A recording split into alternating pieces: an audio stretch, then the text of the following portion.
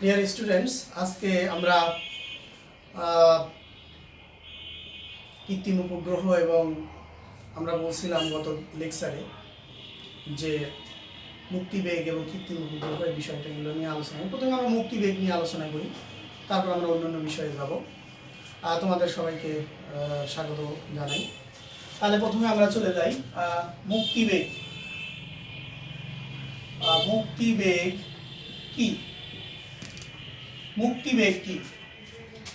এখানে বলা হয়েছে পৃথিবীর পৃষ্ঠ থেকে ন্যূনতম যে বেগে কোনো বস্তুকে উপরের দিকে মানে শূন্যে নিক্ষেপ করলে ওই বস্তুটি আর পৃথিবীতে ফিরে আসে না। তাহলে ওই ন্যূনতম বেগকে বলা হয় মুক্তিবেগ। আমি দেখাই, এটা হলো পৃথিবীর একটা পৃষ্ঠ দেখাই শুধু। এটা হলো পৃথিবী। তাহলে এই পৃথিবীর পৃষ্ঠ থেকে মনে করি এই পৃষ্ঠ থেকে একটা বস্তুকে এমন বেগে নিক্ষেপ করব উপরের দিকে যে বস্তুটা আর কখনোই পৃথিবীর পৃষ্ঠে ফেরত আসবে না। তাহলে ওই বেগকে বলা হয় মুক্তিবেগ। প্রকাশ ভিই দ্বারা প্রকাশ করা হয়, কারণ স্ক্যাপ ভ্যালোসিটিকে মুক্তিবেগ বলা হয়। একক একই, ওই বেগের এককের মতোই, আর বাকিগুলো মাত্রা রাশি সব একই। তাহলে আমরা মুক্তিবেগের রাশিমালাতে যাব। মুক্তিবেগের রাশিমালা।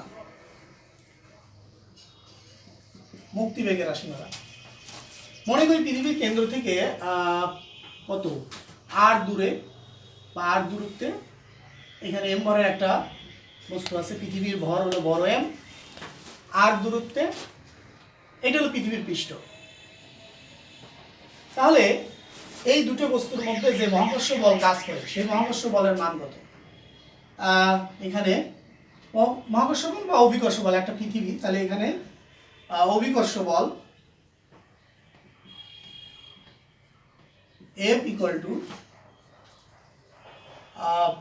জি বড় এম ছোট M divided by R square. অভিকর্ষ বল বা ক্রিয়ারত বল, যেটা আমরা দুটো বস্তুর মধ্যে ক্রিয়ারত বল। এখন এই বস্তুটাকে আমি যদি এইখান থেকে অতি ক্ষুদ্র একটা দূরত্ব ডিআর পরিমাণ সরাই, তাহলে আমার কৃত কাজ কত হবে? তাহলে সেই কাজের পরিমাণটা আমরা বের করি যে এইখানে যে এই বিন্দুতে যে বস্তুটা আছে সেই বস্তুকে পৃথিবী এফ বলে নিজের দিকে টানতেছে, তার রাশিমালা এটা। এখন এইটা যদি এফ বলে নিজের দিকে টানে, মানে এফ বল আমি যদি এই বস্তুকে সরাতে চাই এখানে, তাহলে এই সমপরিমাণ বল আমাকে প্রয়োগ করে বস্তুটাকে সরাতে হবে। তাহলে যদি ওই এফ পরিমাণ বল প্রয়োগ করে আমি বস্তুটাকে ডিআর পরিমাণ সরাই, তাহলে ডিআর পরিমাণ সরানোর জন্য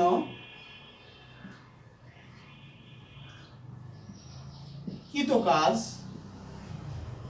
আর ডিডাব্লিউ, সেই ডিডাব্লিউ ইকুয়াল টু আমরা কি লিখবো? এফ ডিআর, বা ডিডাব্লিউ ইকুয়াল টু এফ এর মানে এটা আমরা বসা দিতে পারি জি এম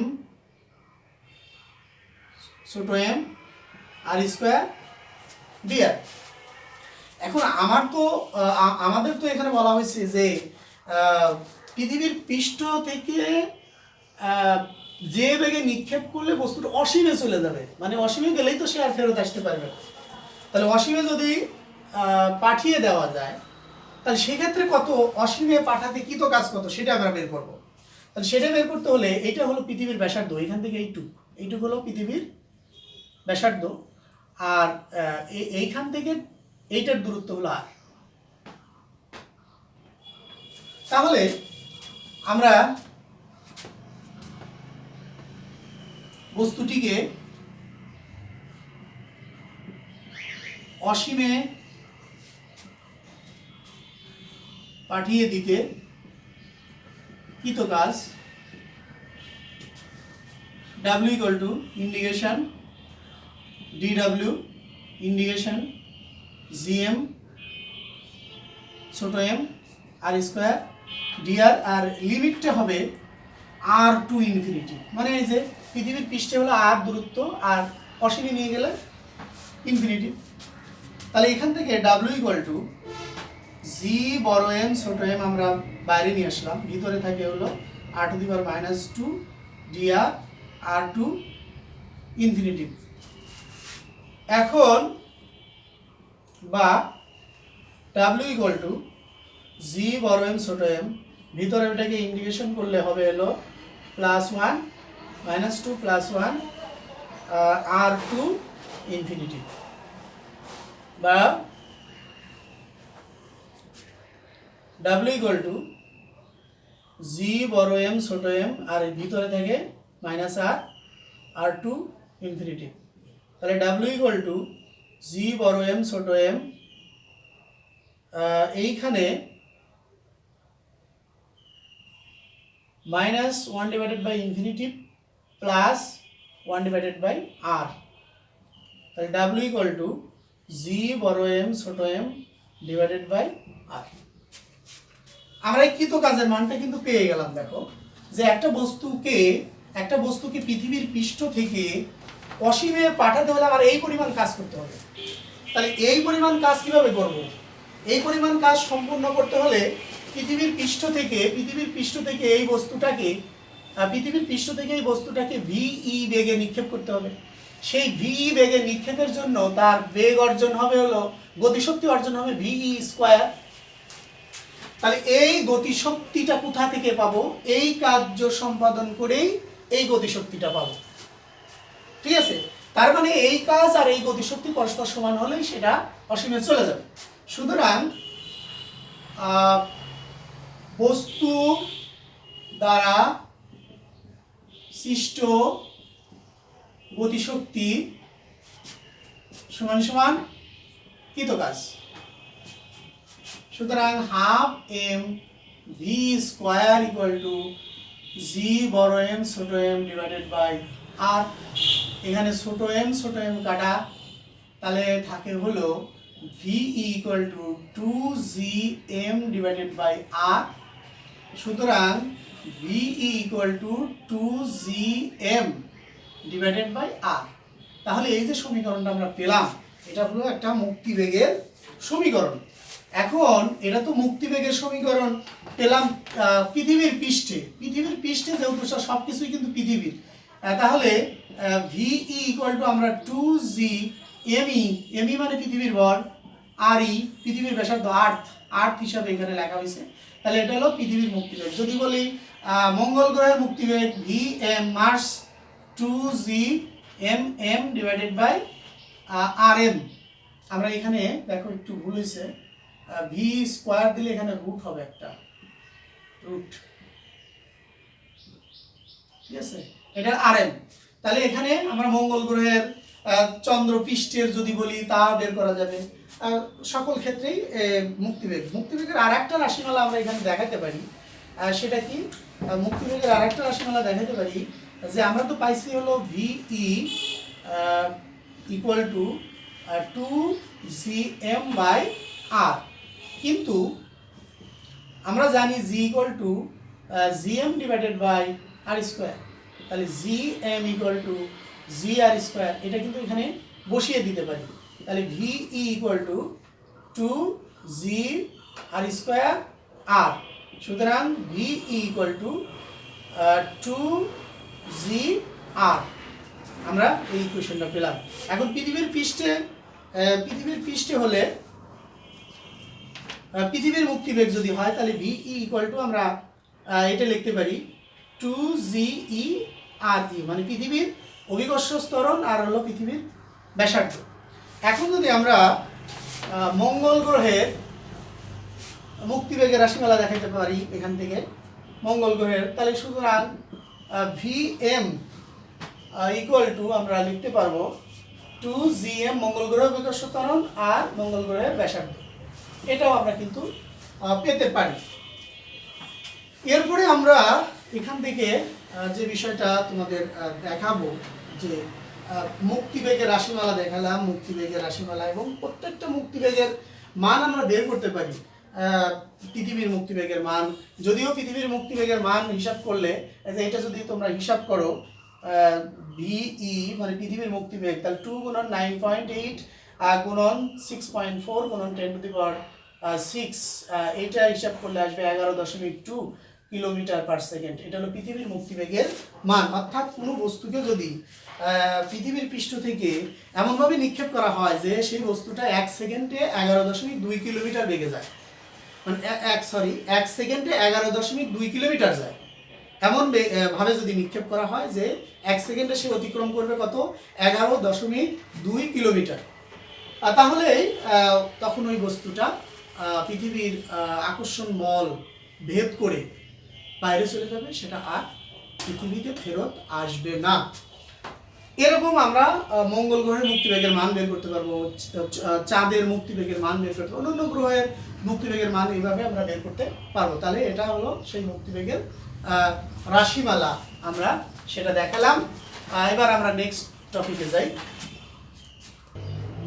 তাহলে দেখো, একটা বস্তুকে আমি যে নিক্ষেপ করব পৃথিবীর পৃষ্ঠ থেকে, এইখান থেকে নিক্ষেপ করব, সেই নিক্ষেপণ বেগ যদি v0 আর এই বস্তুটার জন্য মানে এই পৃথিবীর জন্য মুক্তিবেগের মান যদি ভিই হয়, এখন এই নিক্ষেপণ বেগটা আমি এমন বেগে নিক্ষেপ করলাম যে এই বস্তুটার নিক্ষেপণ বেগটা যদি মুক্তিবেগের এতটুকু ছোট হয়, অর্থাৎ নিক্ষেপণ বেগের মান এত অপেক্ষা কম হয়, 7.91 কিলোমিটার/সেকেন্ড অপেক্ষা কম হয়, তবে তা উপবৃত্তাকার পথে পৃথিবীকে প্রদক্ষিণ করে ভূপৃষ্ঠে ফেরত আসবে। তার মানে সেটা পৃথিবীকে অতিক্রম করে চলে যাবে না, আবার ফেরত আসবে। যদি এরকম হয়, নিক্ষেপণ বেগটা মুক্তিবেগের এত গুণ, অর্থাৎ এত 7.91 কিলোমিটার/সেকেন্ড হয়, তবে বস্তুটি বৃত্তাকার পথে পৃথিবীকে প্রদক্ষিণ করবে এবং চাঁদের মতো উপগ্রহে পরিণত হবে। যদি নিক্ষেপণ বেগটা এত গুণ হয়, অর্থাৎ সেক্ষেত্রে উৎক্ষেপণ বা নিক্ষেপণ বেগটা হলো 7.91 থেকে 11.2 কিলোমিটার/সেকেন্ডের মধ্যে থাকে, তাহলে পৃথিবীকে ফোকাসে রেখে উপবৃত্তাকার পথে পৃথিবীকে প্রদক্ষিণ করে। এটা শুধু প্রদক্ষিণই করবে, অর্থাৎ সেটা পৃথিবীকে প্রদক্ষিণ করতে থাকবে, কিন্তু বাইরে কোথাও চলে যাবে না। কিন্তু যদি মুক্তিবেগের সমান হয়, অর্থাৎ এত বেগে ছাড়া হয়, তাহলে বস্তুটি অধিবৃত্তাকার পথে পৃথিবী ছেড়ে চলে যাবে, বাইরে চলে যাবে আর ফিরে আসবে না। কিন্তু যদি মুক্তিবেগের চাইতে বেশি বেগে নিক্ষেপ করা যায়, তাহলে সেক্ষেত্রে বস্তুটি পরাবৃত্তাকার পথে পৃথিবীর পৃষ্ঠ ছেড়ে যায় আর ফেরত আসে না। তাহলে আমরা এই কন্ডিশনগুলো একটু খেয়াল রাখবো, কারণ এখান থেকে এমসিকিউ আসতে পারে, এমসিকিউ হয় এখান থেকে। এবার আমরা কৃত্রিম উপগ্রহ কি, এই বিষয়টা নিয়ে একটু আলোচনা করি। কৃত্রিম উপগ্রহ,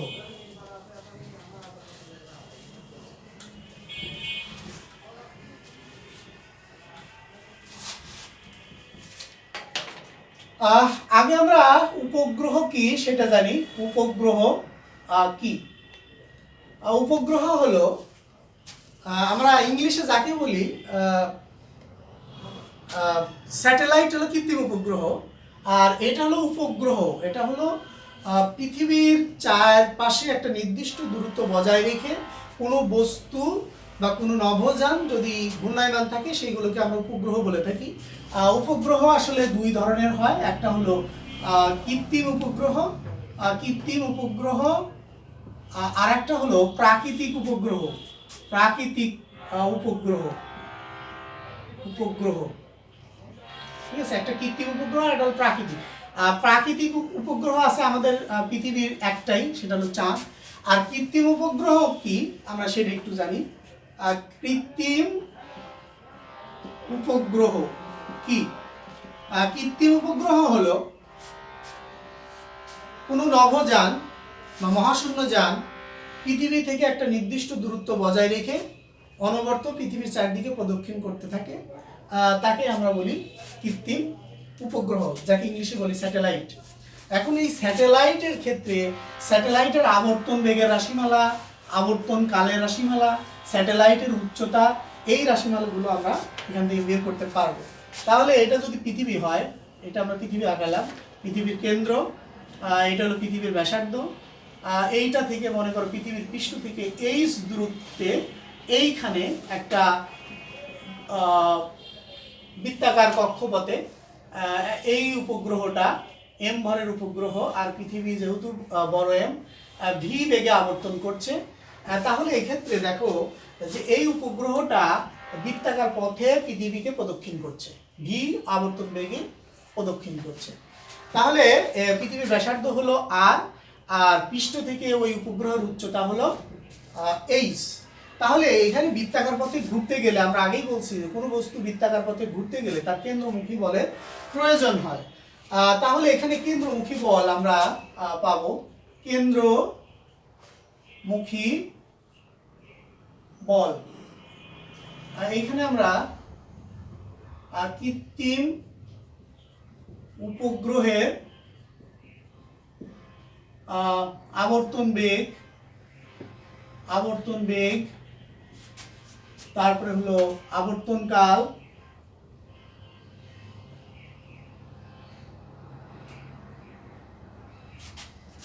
ও উচ্চতার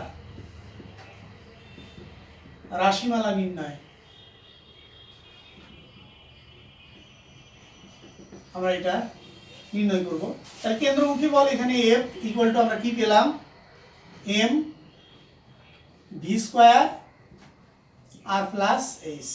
এটা হলো আমরা কেন্দ্রমুখী বল, এই উপগ্রহটার কেন্দ্রমুখী বল, কেন্দ্রের দিকে ক্রিয়া করে, এফ এর মানটা কেন্দ্রের দিকে ক্রিয়া করে। তাহলে এই কেন্দ্রমুখী বলের যোগান দিল কে? এই কেন্দ্রমুখী বলের যোগান দিচ্ছে আসলে পৃথিবী এবং উপগ্রহের মধ্যে যে মহাকর্ষ বল, অভিকর্ষ বল কাজ করতেছে, সেই অভিকর্ষ বল থেকেই কিন্তু এই কেন্দ্রমুখী বলের যোগান পাচ্ছে। তাহলে এক্ষেত্রে অভিকর্ষ বল এফ ইকুয়াল টু আমরা কি পাবো, জি বড় এম ছোট এম আর প্লাস এইচ স্কোয়ার। তাহলে এই দুই বল কিন্তু সমান, এই বলটাই এই বলের যোগান দিচ্ছে। তাহলে সুতরাং 1 ও 2 নং সমীকরণ থেকে পাই কি পাবো, এম ভি স্কোয়ার আর প্লাস এইচ জি এম ছোট এম আর প্লাস এইচ স্কোয়ার। তাহলে এখান থেকে ছোট এম কাটা যায়, এইটা এখান থেকে একটা কাটা যায়, তাহলে ভি স্কোয়ার ইকুয়াল টু থাকে হলো G M divided by R plus H. সুতরাং V equal to root over G M divided by R plus H. এটা হলো আমার আবর্তন বেগের রাশিমালা। কার? কৃত্রিম উপগ্রহের আবর্তন বেগের রাশিমালা। এখন এইটা থেকে কিন্তু আমরা আবর্তন কালের রাশিমালাটা বের করতে পারি। এবার হলো আমরা আসি আবর্তন কাল।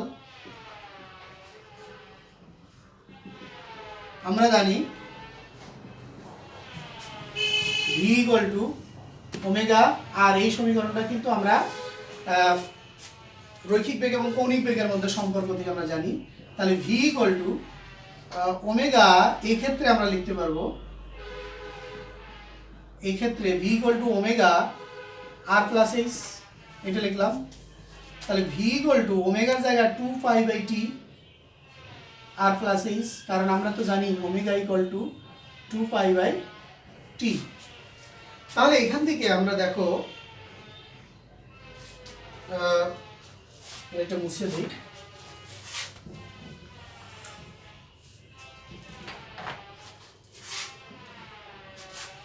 এখানে দেখো ভি এর জায়গায় আমরা এই মানটা বসিয়ে দিতে পারি,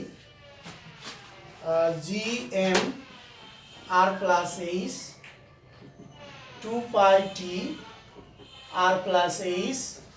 তাহলে আমরা যদি উভয় পক্ষে বর্গ করি, তাহলে G M R plus H 4π² t² আর প্লাস এইচ স্কোয়ার। তাহলে এখানে দেখো t² ইকুয়াল টু আমরা লিখতে পারবো 4π² R plus H cube R divided by G M এটা আমরা লিখতে পারবো। তাহলে টি সমান এটাকে রুট করা যায় একবারে, 4 pi R plus H cube GM, বা T equal to 2 pi root over R plus H cube divided by GM. এটাই হলো আমার কৃত্রিম উপগ্রহের আবর্তনকালের রাশিমালা আমরা পেয়ে গেলাম। এবার পৃথিবী থেকে উপগ্রহটা কত উপরে আছে সেটা কিন্তু আমরা লিখতে পারবো। পৃথিবী থেকে উপগ্রহটা কত উপরে আছে, তাহলে উপগ্রহের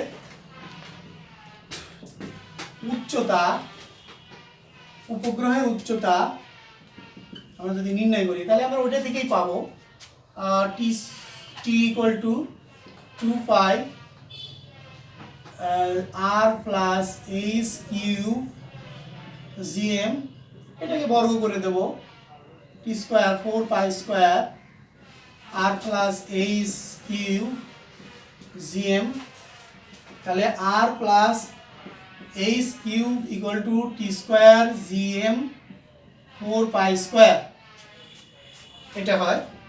তাহলে আর প্লাস এইচ যদি লিখি টি স্কোয়ার জিএম 4 পাই², এইখানে হলো 1/3 মানে ঘন রুট, এটাকে ঘন রুট বলে, ঠিক আছে। যেমন আমরা রুটকে কি লিখি, হাফ লিখি, আর ঘন রুট হলে এটাকে 1/3 লেখা হয় পাওয়ার।